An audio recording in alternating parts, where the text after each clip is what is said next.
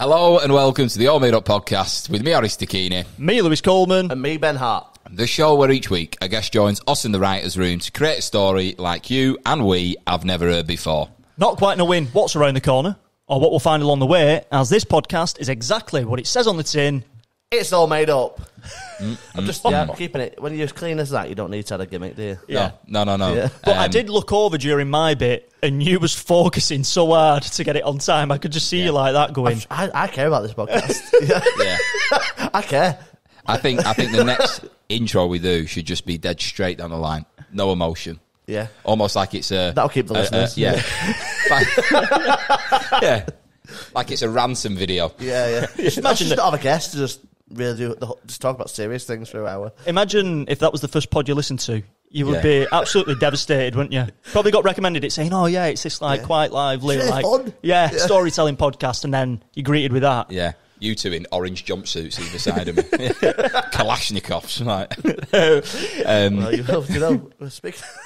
Yeah, we could do. We could do. But hello, everybody. Welcome. Tuning in for another episode. Episode number 18, ladies and gents. Mental. 18 weeks, 18 guests, all on that sofa coming up with unbelievably funny stories, all made up. It's mental how different they've been as well, isn't it? Like, we had a reality show. We've had documentary, reality show, murder mystery, film noir, sci-fi, all these different styles, each guest bringing their own little bit of nuance to the characters and to the storytelling itself. We've had... Go on. I think if we were to give an award so far to like best actor on the pod. Oh, it's a tough one, isn't it? Because Liam Pickford's up there. Liam Pickford has been He strong. would be in the nominees. Yeah. But Chris Washington's monologue last week was also... It was powerful. It was intense. Yeah. I'm trying to think. Pickford's got to be up there, defo. What about? I enjoyed Keegan as well. I also think my Danny DeVito impression. Danny DeVito impression was up there. I think I should be nominated for my own podcast. Yeah. And for the winner of Ben's All Made Up, it's Ben.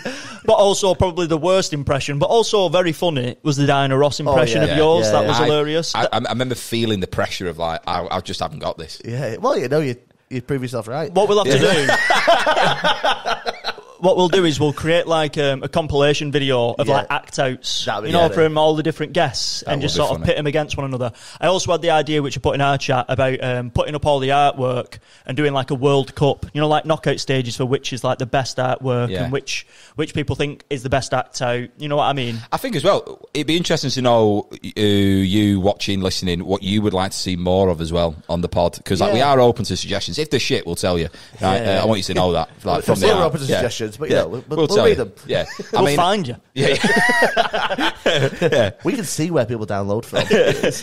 But it would be good to know what you're enjoying, because people got in touch saying that they enjoyed the act outs, and other people were like, "Yeah, maybe don't do them," but we enjoy them. Yeah, but that's good though, because you listen to a podcast, you don't listen to every episode, do you? Like, you just flick through. It's not linear, is it? So you can just choose ones you like. And I think there's enough variety with each guest that we have on, which you can listen to one and be like, that is absolutely unbelievable. And then you can listen to another, which someone else thinks unbelievable, but they're not too fussed about. And like, we encourage that. We don't mind that. You know what I mean? We enjoy the variety. Yeah. What we was saying earlier as well was that we have now got listeners absolutely all over the place. We've got them in Singapore, Canada, United Arab Emirates, United States, France, Germany.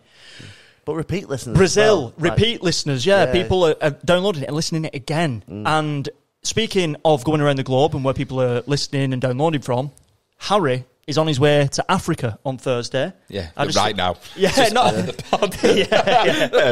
Yes. Harry goes to Africa on Thursday, so tell us a bit about that, pal. Big trip. I'm off to Tanzania and Zanzibar. So obviously, I've mentioned it in front of these two for weeks, and it's, you're going to Africa? You've not told us.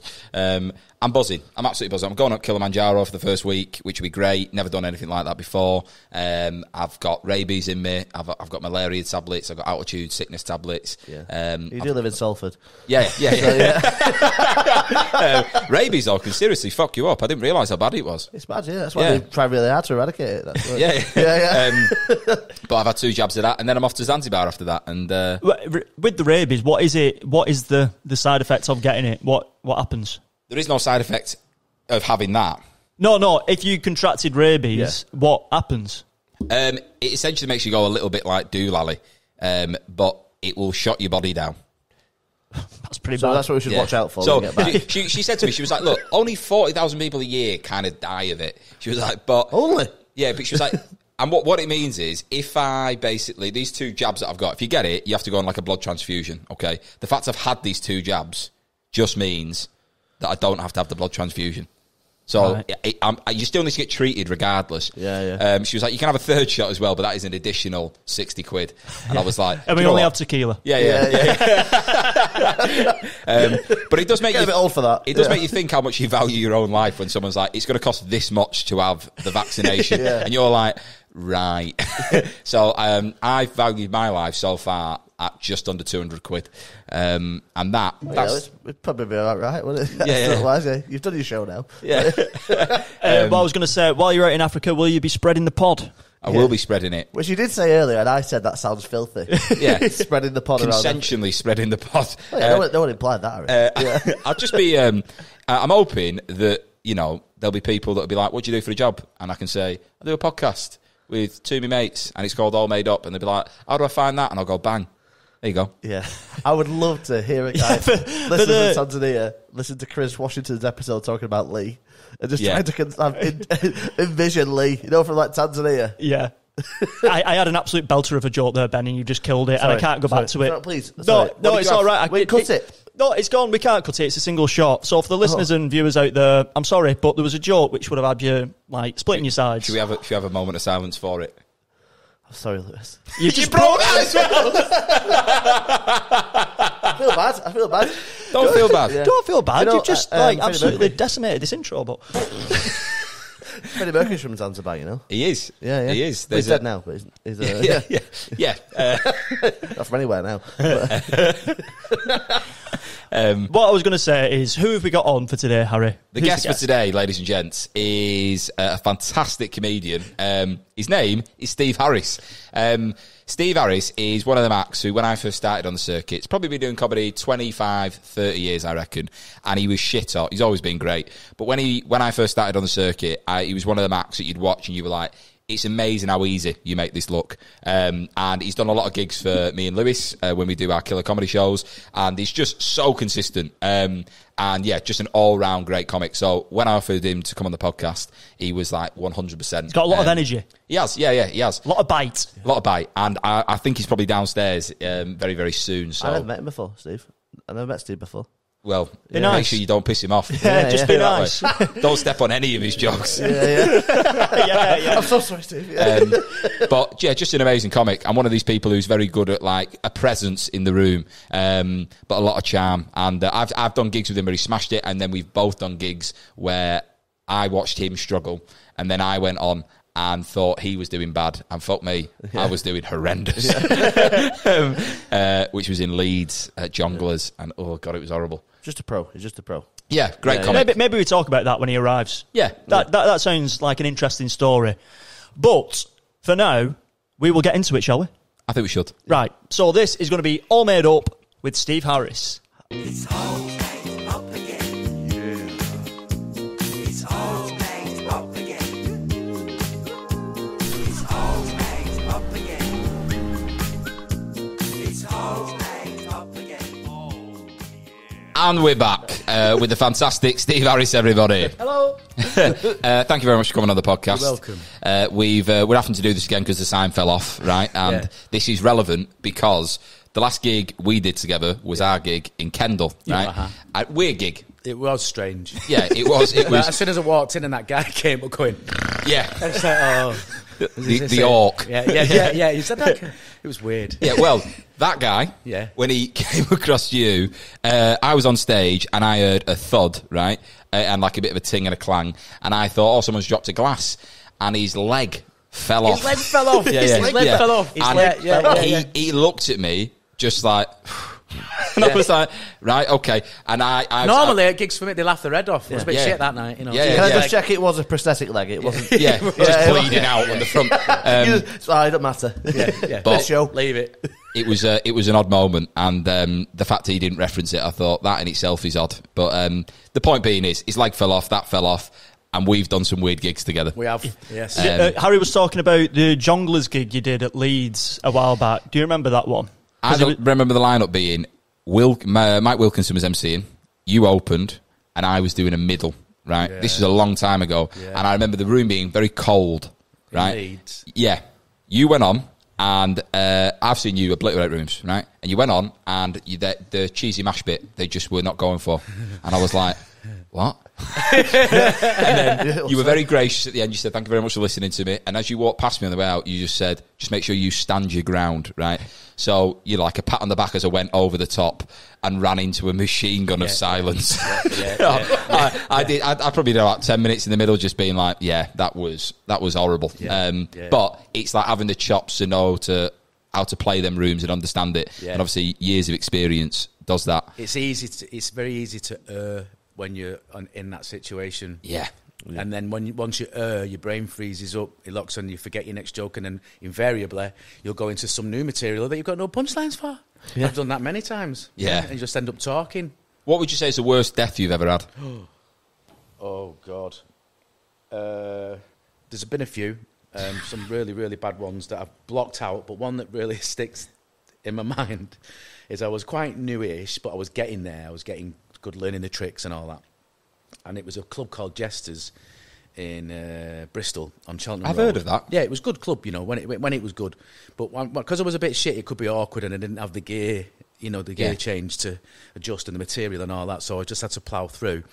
And it was quiet, deathly silence, and it was anger. I could feel a tension in the room, and then right in the middle there was like a donut of people around. And right in the middle was just a couple, a man and a woman, sat round, and then in the end I just went, "What's up?" like that, and the bloke went, "You're just a fat cunt." That was it. And for that moment, that's all I was, because I was really heavy then. I was 20 stone. 52-inch waist, and I was like, yeah. But to be fair, he didn't say you weren't funny. Yeah, no, he didn't. That's true. Yeah, So fair enough. That anything you take away from that? Yeah, I wasn't that hurt because I was just a fat cunt. But this is in Bristol. Yeah. So he's like, "You're just a fat Kent." Yeah, that's right. Yeah. I still understood it. Know what that language it was in. Oh God, how long ago was that? Oh, that was about 18 years ago, at least. That's how long have you been doing comedy, Steve? 27 years. Do you remember your first gig? Yeah. Where was it? Of course I do. It was at a place called Scruffy Murphy's, and it was in Rusholme in Manchester, around that area, and it was run by Toby Adoke, and I kept going in and saying, "Can I come?" And I kept putting it off, and he'd ring me and saying, "Are you coming doing it?" I'm like, "I've got a sore throat." I was like just lying through my teeth because I was too scared. And I went down, and this night, and every comic died. And I was sat in the audience going, "Fuck me."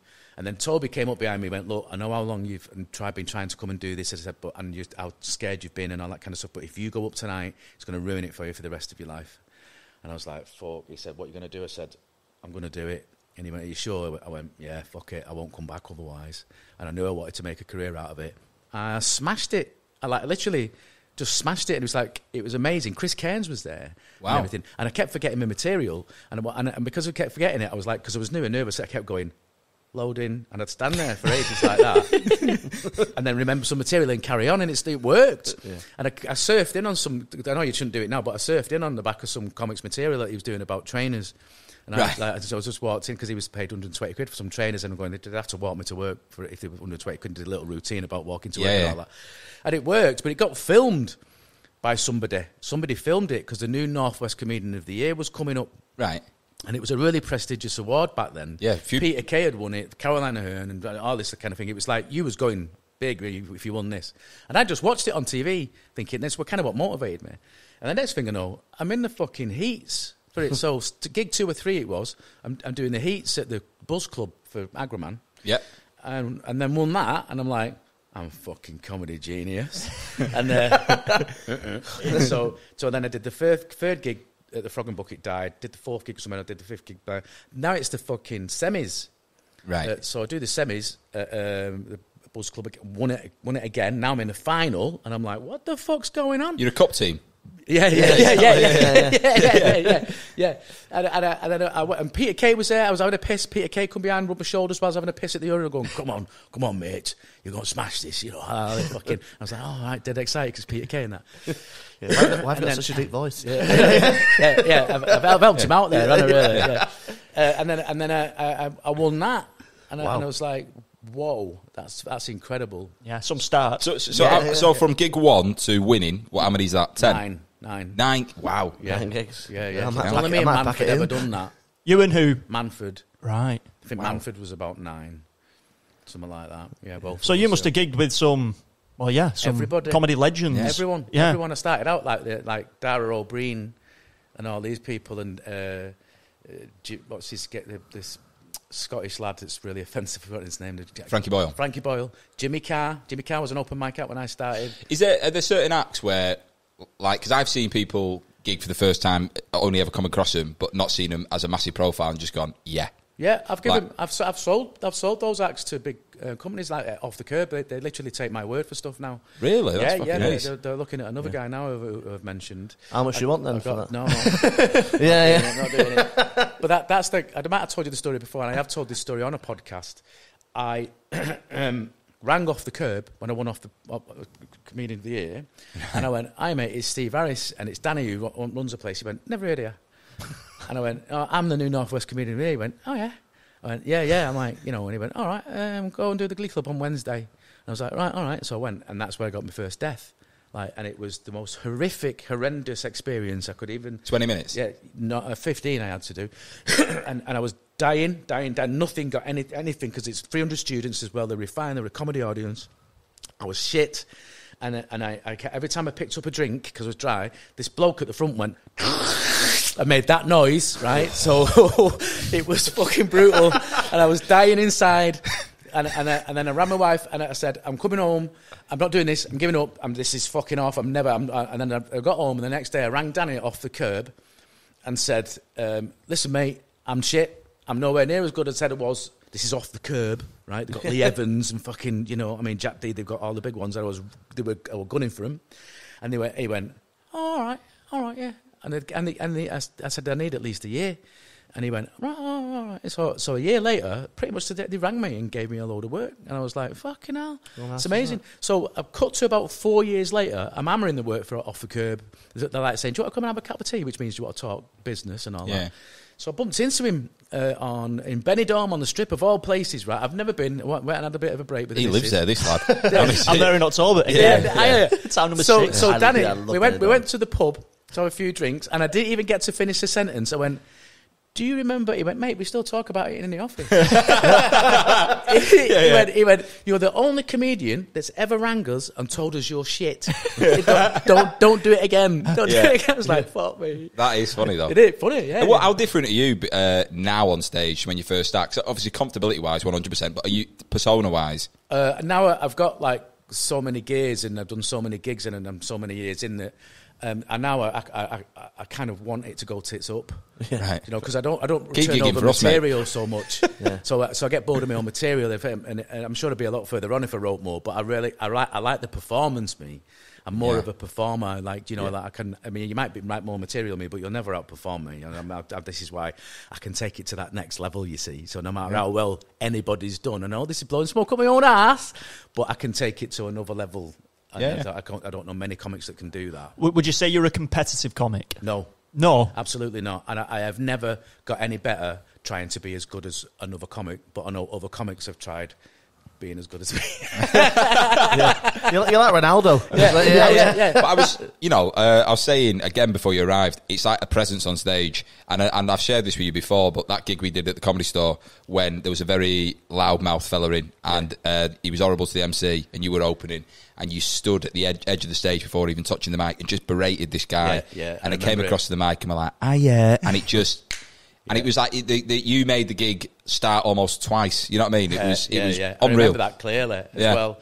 And I think it was around that time I'd built up my confidence and was working heavily for the store, but I weren't progressing so much for him. And then Don turned up one night, and I got some actor pulled on New Year's Eve, and I went in on New Year's Eve and literally did structural damage. I can still remember. Stephen Grant was about to go on after me, and I got a message off him the next day saying, if you're ever that good before me again, we're going to fall out. and it was structural damage. And I met Don. He was coming down the stairs, and I was going up, and he went, Steve, ring me in the morning. And then everything opened up from there. There was like regular compare, Dubai, India, and all that fucking shite and all that. Now I'm sick to the teeth of it all. I mean, you've clearly worked for it, man. It's paid off. Obviously, it's hard work pays off, doesn't it? Yeah, Like, it does. It absolutely does. Yeah, and I always berate myself for not writing enough, because every time I do write, it works. Yeah. It just works. I'm just a lazy bastard. Yeah, I struggle with that. Writing and stuff. Yeah, it's hard work. You've been Dubai and stuff, yeah. Yeah. I'm going Bradford. Given like all the experience you've had, what would you say is a piece of advice you'd give to yourself or someone new, sort of starting out? Someone who's have a part-time job. Have a part-time job. Don't let it be your one and only, because it'll ruin you for the rest of your life and your career. And I would say write a lot, but don't, because what I find with a lot of comics that write a lot, they're weak. Yeah. Right? Because see me, I will develop a 20-minute set that smashes every room, everywhere, every time around the country and around the world. That set will do that, right? But when people write a lot, because a lot of comics put pressure on each other to write more, and you're writing this, and you're writing that, you keep doing that set and all that kind of stuff. What they're not realising is that you're building one joke makes 400 people in the room laugh at the same time. That's what you're looking for. Yeah, is that, and that's why you book. That's why you get return. That's why I play everywhere and do everywhere, because I was just guaranteed to smash that room. You're guaranteed, and so. But people that write a lot, and I find this with some headline acts now, mentioning no names, but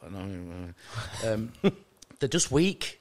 They're just weak, and they always want to go to that next level, but they won't, because they're not working on that golden 20 or half an hour that's going to smash every room. And then you can, once that's in the bank, you can start then dropping that off and dropping it in and dusting it off. And it takes 6 months to work a gag.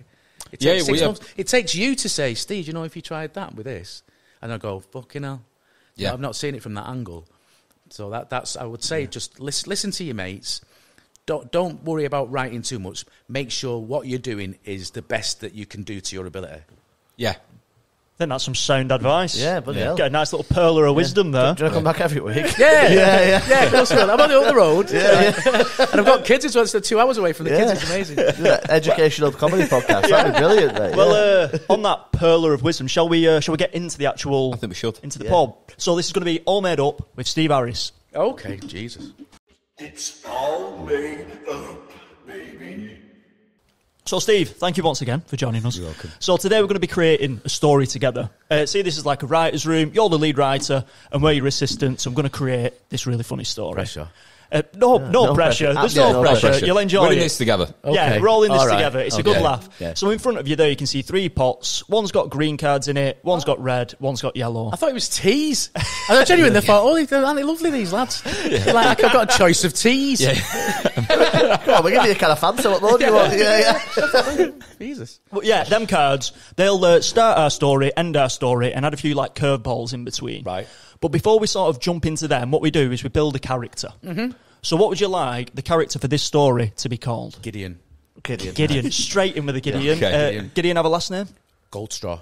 Gideon Goldstraw. That's nice to say, isn't it? Gideon Goldstraw. He was actually a bully when I was a kid. Yeah. Oh, really? Yeah, I was going to ruin this fucker on this. Oh, good. Nice. I like that, He's a real person. Gideon. Yeah. And he was the And he bully. was- yeah. Gideon Goldstraw. God. He was a So he fucking wasn't arsehole. bullied? Well, he was a bully. Yeah, Well, he has to be if you call Gideon Goldstraw. absolutely. Yeah, he was. Yeah. Right. So, Weird looking. He looked a bit like Mr. Tumnus. You know what I mean? All right. So like me. So you mean like, he looks like me? Yeah. Weirdly strong people. Do you know what I mean? yeah, he had hoofs. Yeah. And Throw me. how old's Gideon? Well, he'll be 55 now. All right, okay. 55. Whereabouts is Gideon based? I think he's in Swinton. Things right. Yeah. Fuck it, let's Yeah. go. Yeah. His exact address. Come on. Yeah.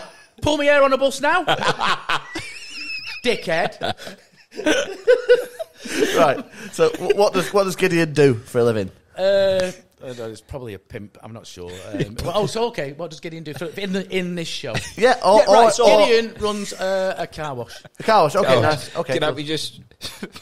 The fact you went, probably a pimp, and then went, oh, you mean in this story? Also, it's a pimp an insult. Of course Yeah, let's create some sort of like made-up element to this story, so we're not getting like a lawsuit. We know what you cried at the end. If he's a pimp, we're not getting a lawsuit. It's going to be 3 lads in a car. Roughing him up at the side of the road. Not live. This is. It could be outside. They'd have a good job getting up 4 flights of Welcome stairs. to All Made Up, live from the ICU. He doesn't do well with hooves, does he? We'd hear him. Right. So It's Gideon. we've got Gideon, who's about 55, from Swinton. And what's he do for a job? Car wash or car he owns dealership? a car wash. He owns a car Cash, wash. innit?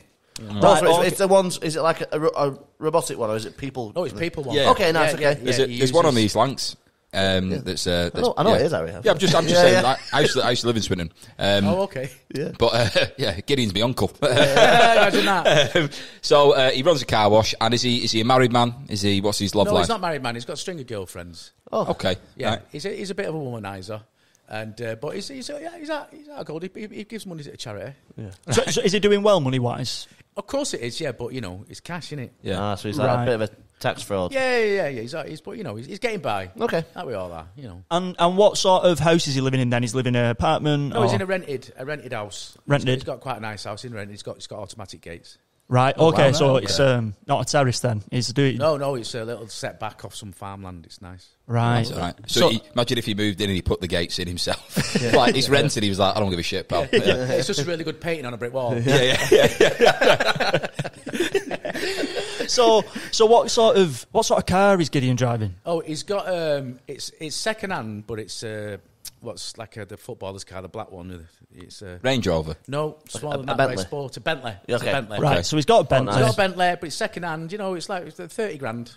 Right, okay, and if you're saying he's got a string of girlfriends, is he living by himself and he just invites different ones over? Yep, that's right. Yeah, he times it really well. Is he a good-looking lad? Is it? Yeah, he's a good looking lad. Yeah, and he's frivolous with his cash. And I imagine all a bit that. slick. Like, is he a bit like?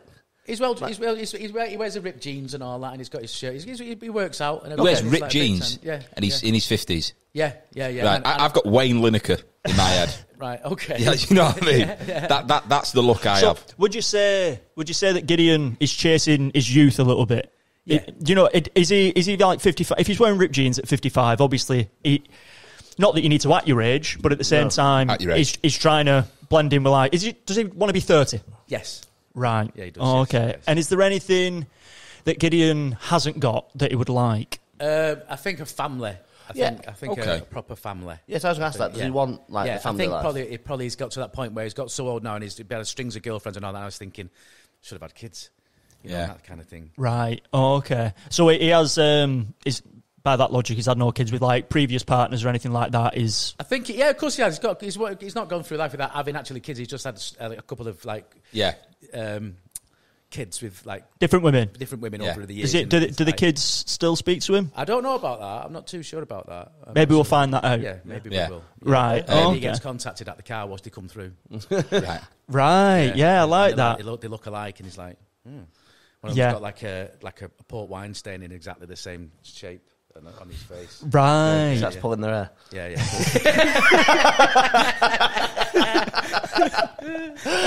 Right, okay, so just to recap, we've got Gideon, works at a car wash in Swinton. Owns the car wash. Owns the car wash, cash only, has quite a flash house, but it's rented. He's looking for a family maybe, and has kids, but the relationship with them probably isn't great. Is there a name for this car wash as well? I'm just thinking. Yeah, like usually something quite punny. Okay. Car wash. I'm thinking if best hand job. Best hand job in Swinton. Best hand job in Swinton. I really like that. Yeah, he gives one out at the end of a wash. Yeah. Puts an air freshener on the end of your knob.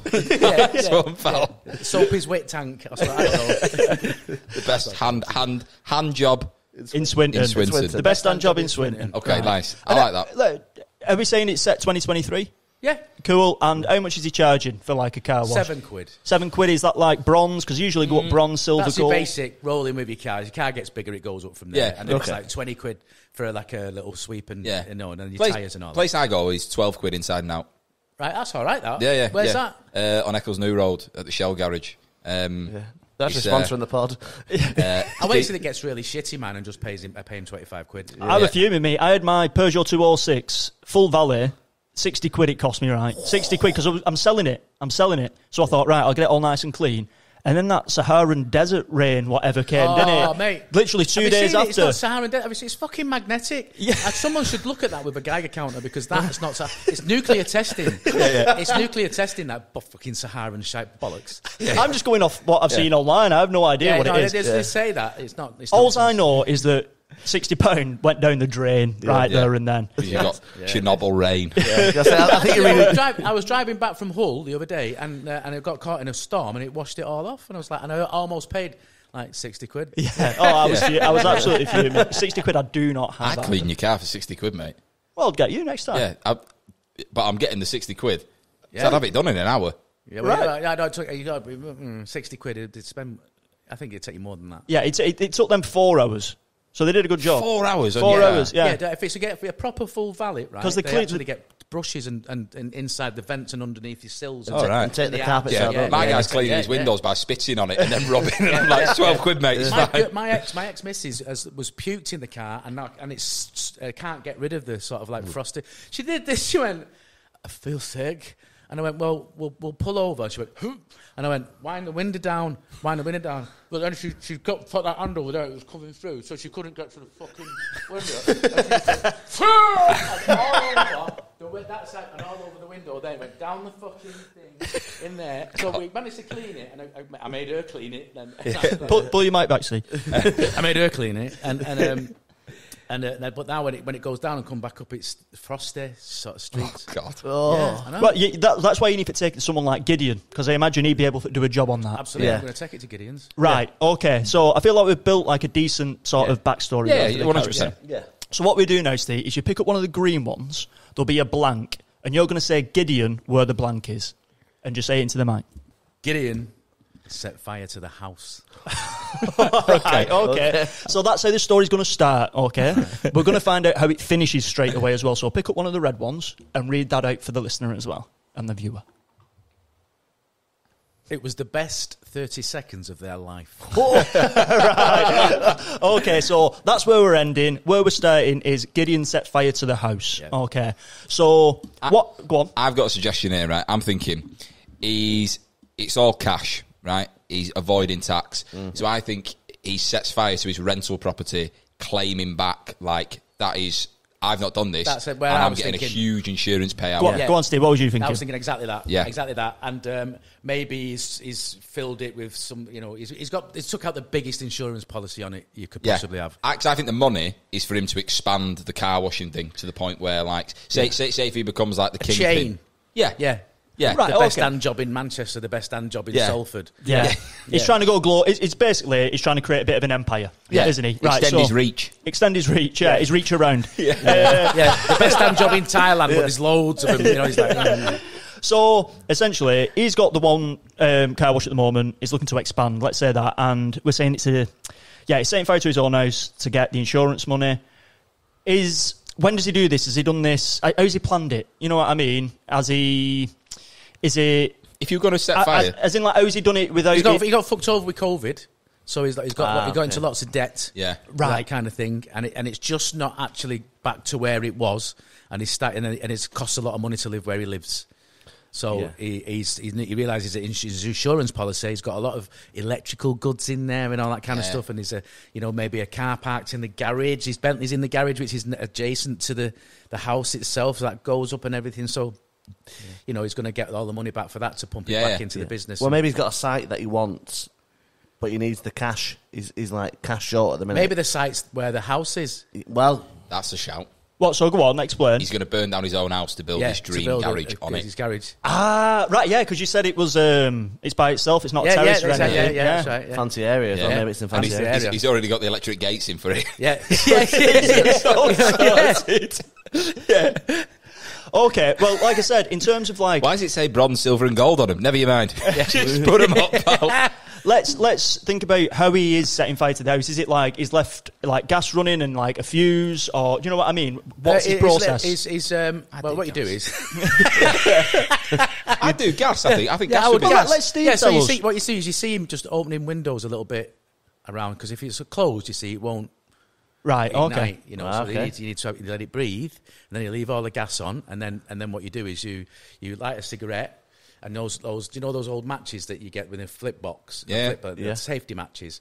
Well, what you do then is you light the cigarette, and you put it in halfway down the cigarette, and you leave it, and then what happens? You can go, and then in 10 minutes, as it burns down, it sets fire to the matches, and poof. How many houses have you burnt down? I was just going to ask the same question because that got so specific. Well, cuss it out if he tells the truth. But I saw it in a film. Yeah, it's actually a sting operation. I saw it in a film. A whole movie. I think it was like it was one where the guy you won't remember. It's black and white, and he walks up and down. Like looking at the Nazis and tidying them up and making fun of them and all that and everything. He falls out of a plane and he loses his legs. He's got like metal legs. And he's really, I'll find it. I'll get to it. But anyway, he blows up an ammunition train. Right. And the Nazis can't fucking work out for the life of him how he did it with no munitions or anything like that. And what he did was that there was a mole in the ranks where they were in the prison. Is this a true story? Yeah. There was a mole in the prison in the ranks.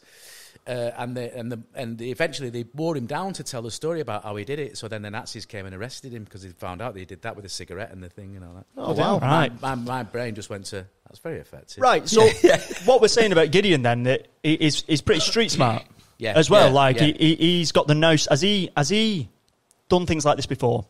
Doesn't sound like his first time. Yeah. You know what I mean? It sounds like he's done time to me, because you learn most of your stuff in prison, don't you? Well, exactly. Yeah. So maybe he was in like a gang when he was younger or something. And he's got in a bit of trouble when he was younger. Yeah. So that we all did. Yeah. So that's why he set fire to the house. Right. So he was successful in blowing it up. Yeah, he blew the house up, and which everything set fire, and his car went the lot. So he's lost everything. But now he's got a massive claim going through of $250,000. I don't know. Okay, so the claim's going through, but he hasn't got the money yet. I imagine if your house blows up on the scene, pretty sharpish are going to be the police, aren't they? Like they're going to be asking like what? I think fire engines before them. I doubt the police are going. One of them's going, "Oh, we're meant to put cuffs on that." Like, no, get water on it, mate. Right. Okay. So fire engines show up. They've dealt with that. But what's left of it? I'd like you to be the officer, I reckon, Harry. I reckon you're the officer. Okay. You're playing Gideon in this little scenario. And you're asking Gideon about what's just happened. Okay. Right. Yeah. Hey, Gideon, you all right, mate? Well, I've been better. Yeah. First name turns. But I say, great car wash. Obviously, we take the squad cars down there. Spot on. Think they're really good. Much. I've seen you. Yeah. Cheers. What's happened here, though, mate? It looks a nightmare. Well, obviously, I've no idea. I mean, I don't really know that much about fires and everything, but it just blew up. It just blew up? It just blew up. Okay, I was out. I went and had a coffee with my missus. And what time were you out at? Just like... It was about 9:30. Right. Yeah, because I like to get coffee then. And PM?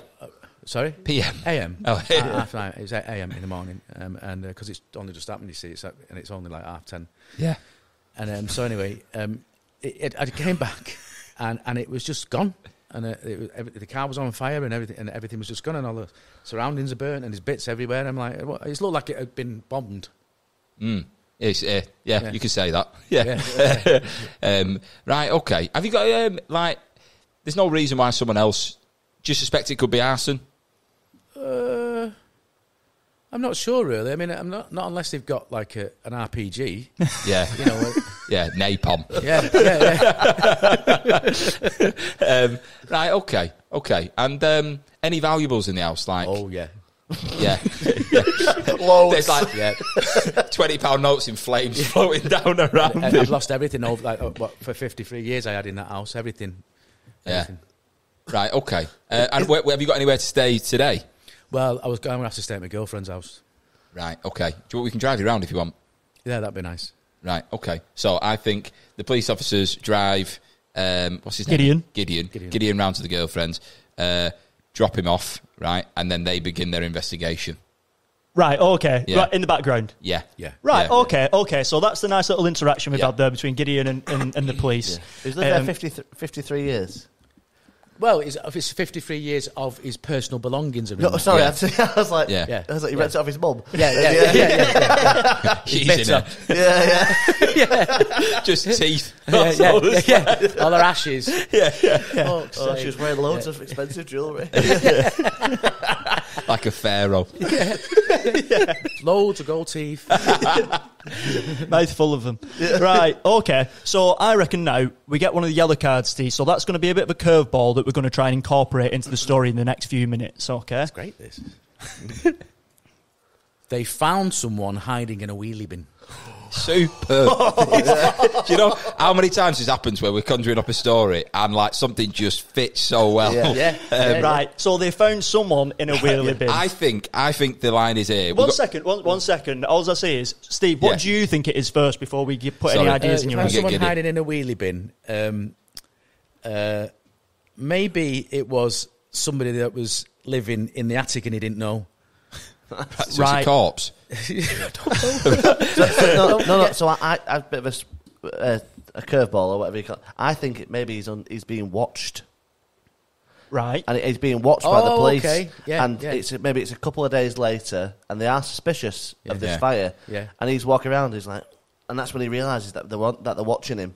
Okay. Oh, right. So it ups the tension a bit. Go on. So you've got the police watching him. Yeah. I've got the police investigating. Yeah, and that's the police find someone in a wheelie bin. Yeah. And then he gets in it, right? But he gets it because the police are now suspicious of him, right? And I might be going too far forward here, but the police get suspicious of it. But he knows this guy. He knows the guy who's hiding in the wheelie bin. Right, I'm going to. He doesn't know the guy, but there's a guy in the wheelie. But he gets in the wheelie bin and comes across this guy in the wheelie bin. And he's like, "Can I get in the wheelie bin with you?" And he's like, "Yeah, okay." And he gets in the wheelie bin, but then it kind of offsets the thing, and then it starts rolling down the hill. It goes really fucking fast. Right. It goes as fast as it possibly can, and it's the best 30 seconds of their life. Right. Okay. Right. Yeah. So that last line isn't for another 15, 20 minutes. That would have been great. Yeah. Can I tell you what I like so much? You must have said wheelie bin in about 20 times in 8 seconds. Yeah. There's a wheelie bin, and then there's another guy in it. He gets in the wheelie bin. So maybe that makes it more tense then. No, right. I reckon I was thinking the same thing as what Harry was thinking. So I reckon, obviously, he's gone to his girlfriend's. Gideon's gone to his girlfriend's. The police have come to investigate while he's awake. They're a bit suspicious of him, obviously. So go on. Yeah. Well, I've got it as right. They begin the investigation. One of them goes, "You go door to door." The other one goes, "You go bin to bin." Right, so So they're going knocking around, going, "Have you seen anything suspicious of late? Has anyone been round the back of the premises?" Because if it's a big house off the road, I imagine it's just like open space behind them, so they could suspect that someone's climbed in.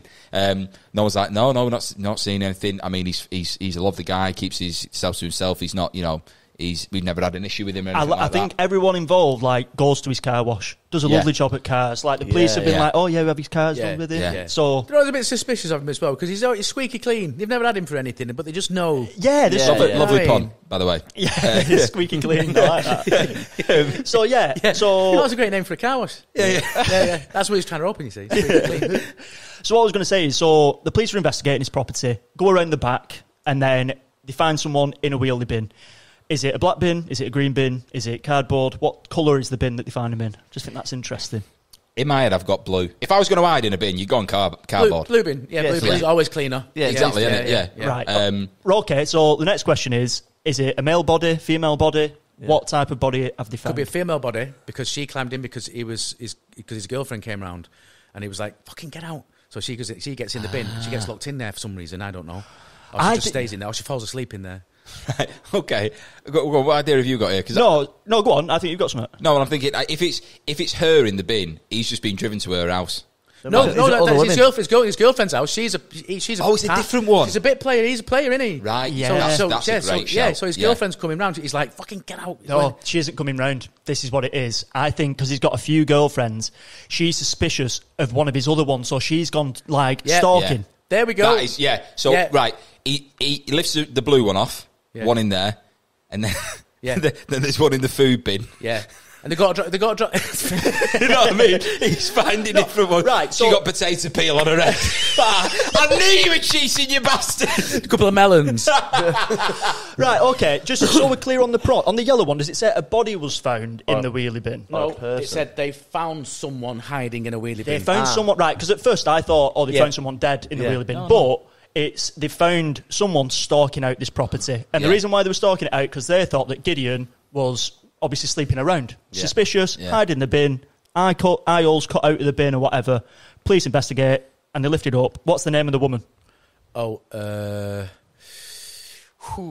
to be careful here. So you're careful with Freudian slips and that, I don't know. Julie. Julie. Right, okay. Right. So Julie is in the blue bin. Officer lifts it up, and he goes, Julie! What the fuck? Seeing you? Oh my God! How long have you lived here? That's like hot fuzz, isn't it? Yeah. Right. Okay. So he opens it up. Julie's sat in there, and take it away. What's the first thing the police are going to ask? Well, Julie's seen it all. Exactly. Julie's seen the whole thing. So she's a Yeah. It could really go tits up here. It could. Well, it could. she has got all the cards at this point because she could rat him out straight away. Yeah. And it's a paper bin, so she'll have all the cards. Oh, she's got him over a barrel now. Over a barrel, exactly. She's got him over a barrel. So she could either play it cool and not say anything, but obviously be going to Gideon and say, "Look, I know everything. And she's trying to work it to her advantage. I think she plays it that way. She's filmed it on a phone. Yeah. Filmed it all on a phone. Yeah, she's seen him going around the house. Yeah, exactly. Opening all the windows. Surely if you're gassing your own house out, you'd have to be breathing like pure. No, it takes ages to build up. All right, okay. Yeah, you'd be all right. It's like resentment. Start getting pictures. Bit by bit. Yeah, as soon as you start. Are you sure you've not done it before? No, last time I did it, I was all right. This was in another film. I've seen this in another film. I've had friends that have done similar things. They call Steve. I know this lad. I've never done anything like that. Right, okay. So basically, Julie knows that he's now gone to a girlfriend's place. Yeah. When Gideon was on the conversation with the officer, I think they might have asked, "Oh, where do you need dropping off?" And he said the address. Right. So she knows where this other girlfriend is now. She two wheels it over. Oof. Yeah. Yeah. So Yes. Yeah. she's in the wheelie bin, she's shifting forward. No, she goes to officer, "Can you push me?" Yeah. Just pulls her. Yeah. She gets a toe. Yeah. She could just like sneak up and then put it on the sort of like caravan, the bit on the back of the car. Yeah, I like that. Put the handle on it and she can just get dragged along. Well, it's a small village as well, isn't it? So Yeah, of course it's not that far. it's 2 minutes. Yeah. Right, 2 minutes okay. up the road, isn't it? Yeah. Yeah. Okay, I like this. So she's gone to the girlfriend's property and she's got a wheelie bin with her so she can surveil anywhere that she goes. She's always got that bin with her. Yeah. Cars driving past going, how big's a drive? I'm sure I've been there Is the yesterday. handbrake on? Yeah. Left the handbrake on. Someone putting the window down. It's tomorrow. Yeah. It's a blue bin day. Right, okay. So she's outside this property. Let's cut to inside where Gideon is, yeah? So who's the name of the girl he's with inside this house? Laura. So he's with Laura, Yeah. right? Right. Go on, Ben, I feel like you've got I something. could be Laura. No, I was just admiring the story. You're progressing the story. You got- yeah, I was like, okay. you did a good job. So he's literally just gone from his house to Laura's. What is he feeling? Does he feel like, the police might be on to me? Well, or is if he's done it before, he knows he's a bit safe, isn't he? Like, with it, really. So, and he's not left any sort of evidence behind. Yeah. Yeah. She's a bit too cocky, maybe. Yeah, because Yeah. he didn't know she was in the bin, so he's like, I've covered all my bases. Yeah, here, it's But clean, yeah. maybe he's so calm in a way that Laura would be like, why are you not? Yeah. Why are you? I'd be freaking out. You know What? So I mean? do you reckon he's told Laura about what's just happened? Is she in on it? No, I don't think he's told any of them. Yeah, I there's think, only him. Yeah, because I think if he loved one of them, he'd pick one of them, right? Yeah. And he doesn't, right? So he's like, I'll make me millions, and then I'll find the one and have the family that I wanted. What's the other one called? Julie. Julie. So Julie's going to take him for half of what he's going to get. So she's going to get 125,000. She's saying, I've got everything, I've got all the evidence. I want half of what you're going to get in, right? Yeah. So then what he does is confesses to Laura about what's going on. Right, so okay. Sends her like a text or something. To Oh, okay, so 'Cause she's going to go and tell. She's threatening to tell Laura everything. Right, okay. No. So I was just about to say, just so we've got a picture of this. So Julie's outside in the bin, and she's text or rang sent the video. or sent the video to Gideon, Yeah. and, Yeah. and he's currently with Laura, and that's why he's confessed it to her. I think maybe that he's got to confess it, but any whatever way he's confessing to her, he's told her because he's covering his ass with it, right? Oh, okay. So Yeah. then I think They plan to kill her. right. Yeah, well, that's the only way, isn't it? Yeah. They plan to kill her, Yeah, right? yeah. I like that. I was going to say, yeah, I prefer that. Yeah. I was just going to say So- that she was going to ask for her cut of it. Oh, it's like you've So- told me. he says, "We'll kill her. You can have her half." Yeah. Oh, yeah. That's very good. Yeah. And then they kill her, and then he kills her. Right. Okay. Well, what he does is he gets he's got a new thing in the car wash, the things that spin around the things. Yeah. And he asks her to go in and look at it and try and fix it, and he turns it on and she just So, gets so that's his plan. That's his plan. then. Yeah. Let's get to that point. Yeah. Right. I thought he put a stone on top of the bin and left her in the heat. Right. Left her for a week.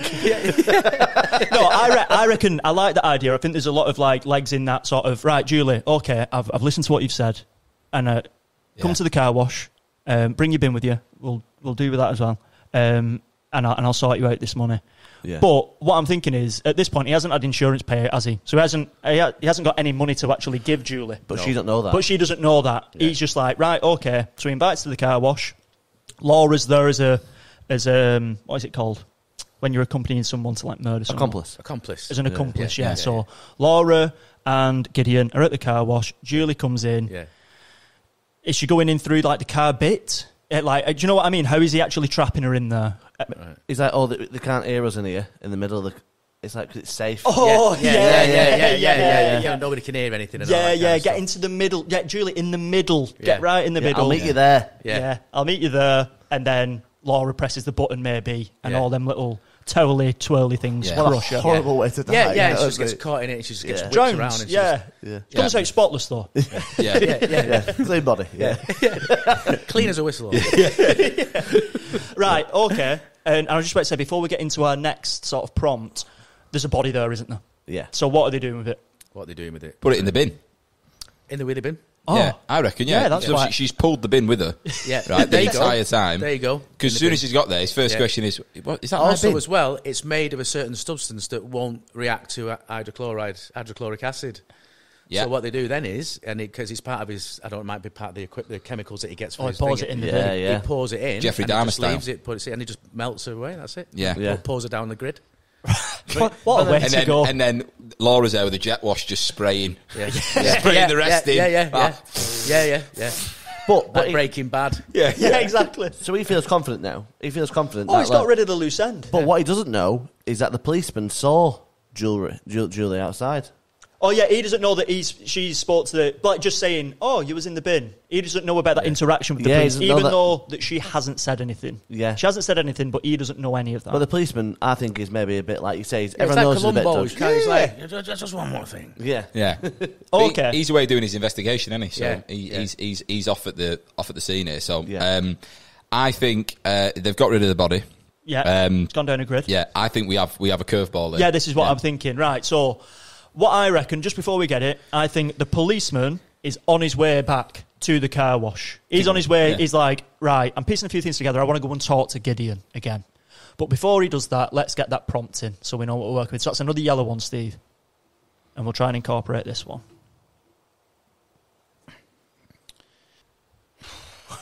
They went to go and get their ear pierced. Right. Well, first thing I'm thinking... Got to change her appearance. No, not her. I think Laura. No. Laura, what? Go on. I've got a better idea. Go on. What if it's a flashback and they both, him and Julie, when they were together, both got their ears pierced, but metal doesn't melt Oh! Right, okay. in the hydrochloric acid, so there'd be this earring, and he would still have a matching one. And it's quite bespoke. When they've had bespoke earrings made for them, one's half a heart, and she's got the other half a heart. Yeah, I don't want to. Well, I was just thinking, I really like that, Ben. But I was thinking, it doesn't even need to be a flashback. I think when the police officer has seen her in the bin, he's clocked that she's wearing an earring. Yeah, and he's like, like just a little bit of detail, and then the police officers come to the car wash in order to investigate. Yeah, she's got a G. And he's got a J. Yeah. And he never took that out for some reason. It's still healing. Well, you need to leave it in for a couple of weeks. Or Or it gets infected. You got to keep turning it. You got it in the wrong gear. Yeah. So police officer's coming back, goes to the car wash, and then, he's continuing his investigation. Yeah. Gideon, where are you? Let's role play it again. Yeah, so he arrives on the scene. And so the police officer is still... He's not... Yeah, right, so he arrives on the scene. Gideon. Hello. I know it's only been 3 hours since the start of this investigation, but I've been doing a lot of work. Right. I was just curious to know, does the name Julie ring any bells? No. Not at all. None at all. No.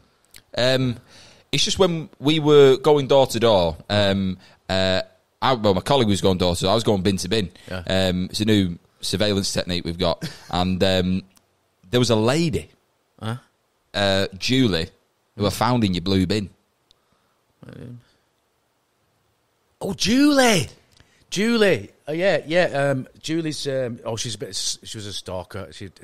Oh, right. I was going to report her to you, but then I thought she'd gone. You know, I didn't see her for a while, and I thought, she's leaving me alone. Yeah. Can I play your partner in a second? Yeah. By all means, yeah. Hey, boss, I've just found this on the floor. It's an earring. Do you reckon it's worth something? An earring? Yeah. Let's have a look at that. All right, okay. It's, do you maybe recognise it from somewhere, boss?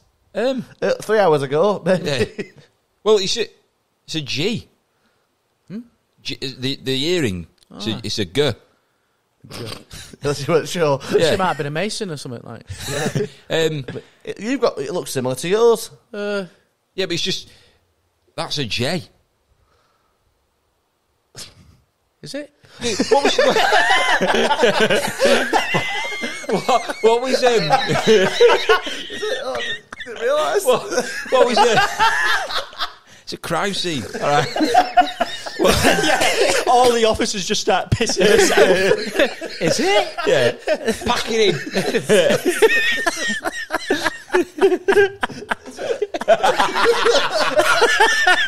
Sorry, we get caught out doing something. Oh, sorry, I didn't realise. No way. That's funny. Right. Well, maybe you're going, well, this is just a bit. This is just a bit. Yeah, just like, what was your relationship to her? None. Nothing. We got matching earrings. Right. Because, you know... That's just a coincidence. So you have matching earrings with your stalker? Do you not think? I think maybe she might have broke into the house and noticed that I had the G in, and then she's just swapped it for the J, and I've not looked. I've just put my earring back in, and it's a J, and she's like, "Oh, he's got my J on." Like, you know what they're like? Yeah. Right. Okay. I love the idea. Hang on, just of a guy. He's in me. He's in me. In a car wash in front of a police officer, just rubbing himself. Going, you know what they're like. Yeah. Also, 3 hours after his house was burnt down, and he's that relaxed. Yeah. He looked infected as well. Right, I think, right, Laura's obviously still privy to all of this. She's at the car wash with him. Yeah. I think that when she's asked him about this J earring, he's given a different response as to what this earring represents. Maybe it's his daughter's name or something. Yeah. Laura thought she was the only one. Yeah. Laura thought, exactly. Yeah. So I think that she's now heard this conversation, because they've not spotted her yet. She's just got a jet wash, minding her own business. Washing a Mazda.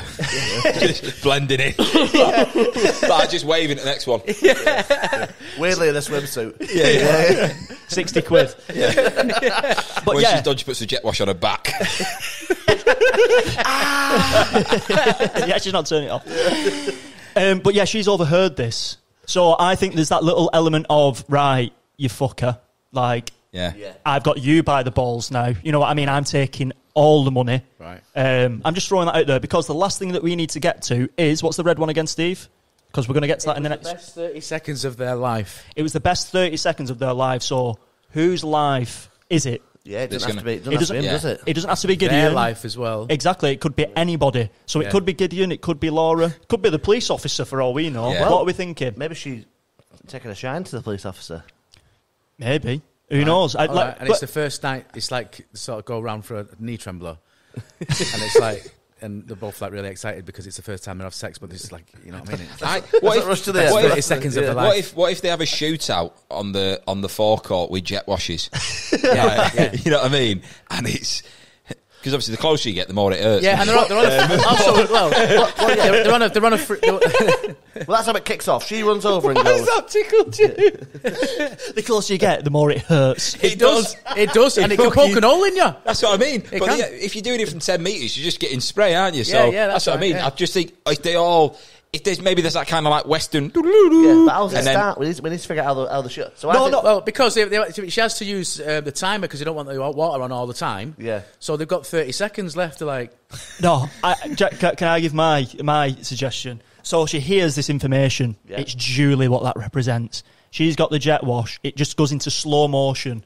She turns straight away and shoots directly at Gideon. And from how far? From far, but starts getting closer, right. Like you said, to the point where it's sort of like creating a hole in his skin. Flapping. It hurts more the closer you get. Because it hurts more, yeah, exactly. Yeah. But obviously when you use a jet wash, you have like little water droplets sort of like spraying in the air, and the policemen are like dancing. Yeah, because it creates a rainbow. It's a rainbow, and they're like, So like they're just in like this euphoria of like this sort of water pouring out all over the place. So they're just having fun. And they're still high off the gas. They're high off the gas, and that's why it was their best 30 seconds of their life. That's my offer. What was you thinking, Ben? No, I'm just thinking that they're all not taking it very seriously. That there's no wonder he feels so confident getting away with arson. This policeman going, "Oh, a bit of rainbow." What do you think?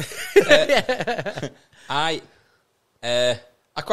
like the idea of a silly ending. I'm just trying to think of like adding a bit of drama. Yeah, well, the drama could be she hears it, and instead of just going straight away, she walks over and goes, I didn't obviously you were cheating on me, and you've just made me get rid of her body," and that's what starts. And the policeman goes, "On the ground," and that's what starts the shootout. Right. You can have like the countdown clock, can't you? Yeah, that's what the trigger is. Right. But they're firing with jet washes and they've got actual handguns. Yeah, but obviously they're pretty close still, so so they've gone through his eye.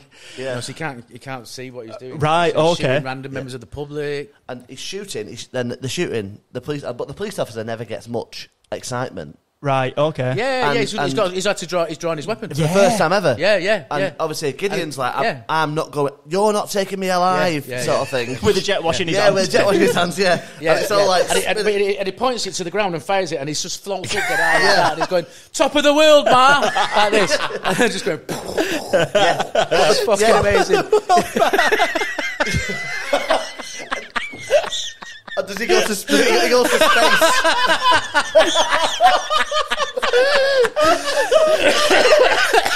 He's engaged in a shootout. Come on!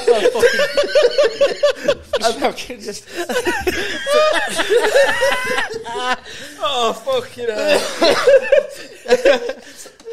So he flies off. And miles away. 30 metres. Yeah, 30 metres. You can only get so far. Yeah, because it's on a cable as well, isn't it? He lands, for me, cracks his head, he's dead.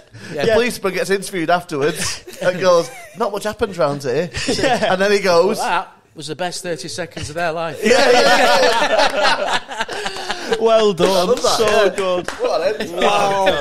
What a climax. From like nothing to that. Oh, God. Well, we're bang on time. Right, so what time is it, Steve, on your watch? 5. Oh, that's sweet. So what we usually do, Steve, is we just have a tiny little break, like a minute or two, and then we come back. We find out a name for this film, this story. Okay. What the soundtrack would be for a montage. What the poster would look like, and you can offer a line to the pot for a future guest to deal with. Right. Okay, so we'll be back in a sec. And we're back. Wow, what an ending that was. That, I mean, in terms of climaxes, I think that's up there, that one, isn't it? I almost climaxed. Listen. It was the best 30 seconds of my life. It was so funny, that. I was saying, as you left, I said that's the most I've seen him laugh. Is it really? That's great. On the pod. We said at the start you don't like to be beat by any comics. So that's right. Yeah. I've had a few good ones out of him, but that was... I turned around... Another level, mate. Another level. How did you find it? How did you find the whole experience? I was on my toes all the way. It was great. Really good fun. Yeah. Oh, I'm glad you enjoyed it. I expect if I was to do this on a weekly basis, I would be amazing at it. That's why we're not booking. Just saying. We'll get you back on, though. We'll get you back on. Okay, 100%. I mean... It's always nice when guests come on and just have a good time with it, because it's that, like, how often do you get to be as silly as this? You know what I mean? In a comedy club, you can be to a point, but this is like... Yeah, it's only with your mates you can be a dick like that, innit, really, you know? Yeah, and we hate each other, so... It's the best dynamic. But I was, like I was saying earlier, we come up with a name for what this story would be, and what do we think the story will be for today's episode? Well, so much happened, doesn't it? It's got, let's think about like just themes. So we've had like the car wash, adultery, arson, insurance, shootout, jet wash. You know, like them, I'm trying to think of. I don't know. Yeah. This might be niche, but there's a brand of jet wash called Karcher. Yeah, I've got one in my shed. Yeah, so I was thinking, Karcher me if you can. That's great. That's it. That's Karcher me can. Yeah. There we go. There we go. Yeah, I couldn't beat that. Yeah. That knowledge of jet wash brands is so impressive. Mad, they do the winter thing as well, don't they? Well, there's all and they're really good as well. Like they are quite powerful. You probably if I was to like lose about 4 stone, I could probably get take flight. Melissa's dad used to be the rep for Karcher for the UK when they first came over. No way. No way. That's what he used to do. Catch me if you can. Catch me if you can. I like He's on that. the run. Right, so we've got that nailed. Right, so if we imagine there was a montage sequence, Steve, of like a bit of a trailer, what would be the song which we're playing over the top of it? Okay. What's gonna be? But would you go rock and roll or would you go like? Well, you've got. I mean, the obvious is at the car wash. But I feel better than that. It's too on the nose, isn't it? Yeah. Something about being clean, squeaky clean. What about like being on the run? What is it? You're gonna have to face it. You're addicted to love. Might as well face I like it. that. You're I like addicted that. to love. Maybe. But There's something there, isn't there? There's a better catch me if you can waiting. Yeah, exactly. Yeah. Like Billy Joel, we didn't start the fire. that could be good. The bit in the middle where it goes. Well, he's basically saying to the police that he didn't start the fire. You know what I mean? That's where I was going with it. Right. That's an option, but you're not keen, so I'm happy if it keep going. There's also, hey little girl, is your daddy home? Did he go and win? Oh, I'm on fire. I'm thinking I'm gonna take you high. I'm on fire. It's a really slow montage. It is an absolute tune, that though. Yeah, it is. What about Talking Heads burning down the house? Yes. Oh, burning down the house. Burning down the house. Yeah. Watch out. Yeah. How does it start? What's the intro to that?